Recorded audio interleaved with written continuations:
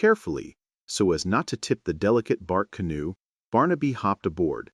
The little piece of wood bobbed under his brass weight, but it held steady. Pip gave the bark a gentle push from the muddy bank, and Barnaby was off. He glided across the bubbling stream. The water rushed around him, sparkling like liquid diamonds, but not a single drop splashed onto his iron mainspring. For a brief, wonderful moment, Barnaby felt like he was flying again, riding the currents of the water just as he had ridden the wind. With a soft bump, the bark canoe hit the opposite bank. Barnaby hopped off, his claws making a victorious tink, tink, tink on dry stone. Pip bounded over the stepping stones a second later, shaking a few robe droplets from her bushy tail. "You did it, Captain Barnaby," Pip cheered. Barnaby puffed out his chest, ready to give a triumphant hoot. But as he opened his copper beak, instead of a loud noise, only a quiet, breathy whir came out. His wings felt heavy, his silver eyes dimmed just a fraction. "Oh dear," Barnaby whispered, his metallic voice slowing down. "My mainspring. The tension is almost gone. I am unwinding." In the watchmaker's shop, the old man wound him up every evening at 5 o'clock. Out here in the woods, there was no watchmaker. Barnaby stood perfectly still, closing his gear eyes, waiting for the inevitable freeze. Pip bounded over, inspecting the brass owl from head to tail. "Do not be silly, Barnaby," she said practically. "What is this funny little handle sticking out of your back?" "That," Barnaby said, his voice now a slow, sleepy drawl, "is my winding key. Well, it looks exactly like the crank on the walnut cracker the squirrels use at the winter festival." Pip grabbed the little brass key dull of her strong front paws. With a grunt of effort, she turned it. Crank, crank, crank, crank. Instantly, Barnaby felt the familiar, wonderful tension return to his mainspring. His internal gears spun happily to life. His silver eyes brightened, and his wings gave a sharp, energetic click. "Hoot, hoot," Barnaby announced, loud and clear. "Perfect," Pip chirped. "Now you never have to worry about stopping. I can wind you up every day, and in return, you can tell me exactly when it is time for lunch." And so, Barnaby never returned to the dusty attic. He found a new home in the hollow of the great oak tree with Pip. By day, they explored the whispering woods, and by evening, Barnaby's friendly hoots kept time for all the forest animals. He was not just a clock anymore. He was the bravest, happiest brass owl in the whole wild world. The whispering woods lived up to their name. As Barnaby and Pip ventured deeper, the wind rustled through the high branches, making a sound like 1,000 hushed voices sharing secrets. For a little brass owl, used to the rhythmic, predictable ticking of a clock shop, it was a symphony of beautiful, chaotic noise. Presently, the trees parted, revealing a sparkling, sunlit stream. The water tumbled joyfully over smooth river stones, creating tiny, bubbling waterfalls. Barnaby stood at the edge, his silver gear eyes widening. He leaned in so close that a spray of mist dotted his polished copper beak. "It never stops," Barnaby said, his metallic voice filled with awe. "In the watchmaker's shop, everything eventually winds down and stops moving, but this water just keeps going. Who winds it up?" Ip the squirrel laughed, a bright, chattering sound, as she hopped onto a large mossy stone near the bank. "Nobody winds up the stream, Barnaby. It flows all on its own, all the way down from the great mountains. Come on, we can cross here by jumping across the rocks." Pip leaped effortlessly to the next stone, her bushy tail acting as a perfect counterbalance. She turned back and waved a small paw. "Your turn." Barnaby hesitated. He calculated the distance with his mechanical precision. The jump was possible. However, the stones were slick with algae, and he knew a terrible secret about himself.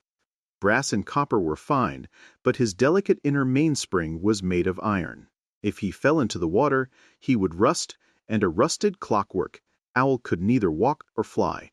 "I cannot jump," Barnaby confessed, his internal gears giving a sad little click. "If I fall in, I will freeze up forever."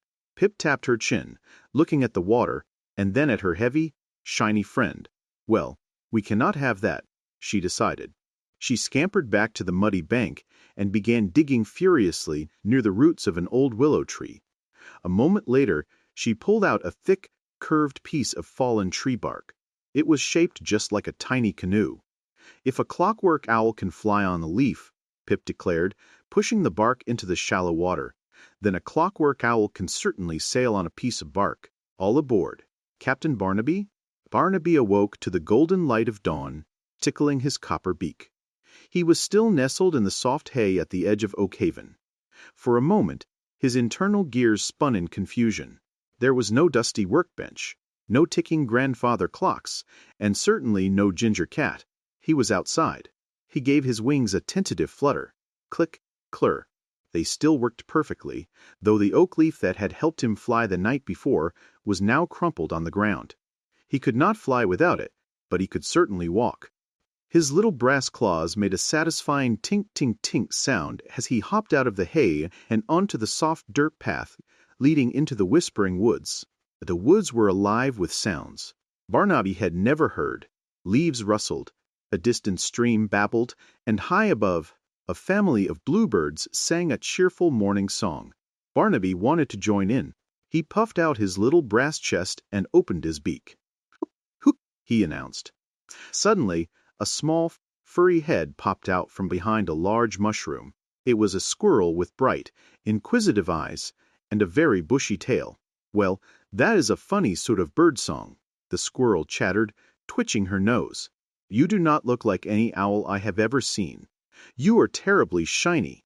I am Pip, by the way." "I am Barnaby," the clockwork owl replied, his voice a metallic but friendly chime. "I am a clockwork owl. I was made in a shop, but last night I flew." Pip's eyes went wide. "Flew? With those heavy-looking metal wings? That is splendid. But where are you going now, Barnaby?" Barnaby stopped his gears for a moment to think. He had not actually planned that far ahead. The world was so big, and his wind-up key only held so much tension. "I do not know," Barnaby admitted. "But I think I would like to see the stream. I have only ever seen water in the watchmaker's washing basin." "Then follow me," Pip chirped, darting ahead. "It is just past the great hollow oak. And do not worry about foxes. I know all the best hiding spots." And so, the shiny brass owl and the energetic squirrel set off down the path together, the tink-tink-tink of Barnaby's claws blending perfectly with the natural music of the forest.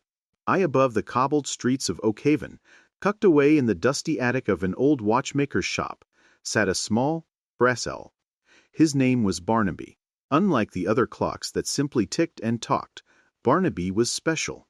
He had intricate silver gears for eyes, a beak made of polished copper, and wings constructed from dozens of interlocking cogs. Every evening at exactly 6 o'clock, Barnaby was supposed to hoot twice. But Barnaby dreamt of doing more than just telling the time. He wanted to fly. Through the small attic window, he would watch the real owls swoop and glide in the moonlight. "If only my creator had given me a wind-up key for flying, instead of just hooting," Barnaby sighed, his inner springs making a quiet, whirring sound. One crisp autumn night, a sudden gust of wind blew the attic window wide open. A flurry of colorful leaves danced into the room, swirling around the old workbenches. One large, sturdy oak leaf landed right on Barnaby's back, caught perfectly between his copper wings. Suddenly, a mischievous ginger cat named Marmalade, who lived in the bakery next door, leaped through the open window. Marmalade had always been curious about the ticking noises in the attic. Seeing the brass owl, the cat pounced. Barnaby panicked. His internal gears spun faster than they ever had before. Click, clack, whir, snap. As Marmalade's paw swiped the air, Barnaby's wings instinctively flared open. The oak leaf wedged between his cogs acted like a tiny sail catching the rushing wind from the open window. To his absolute astonishment, Barnaby did not just hop. He lifted off the table. "Hoot!" he exclaimed, entirely off schedule. Caught in the cross breeze, the little clockwork owl sailed out of the window, leaving a very confused cat behind. Barnaby tumbled through the night air, his brass body glinting in the moonlight. He was not flying gracefully like the real owls, but he was soaring over the rooftops of Oakhaven, the wind whistling through his gears. He eventually landed with a soft thump in a pile of hay on the edge of town, safe, sound, and thrilled. He was no longer just a clock. He was Barnaby, the brave brass owl who had conquered the sky.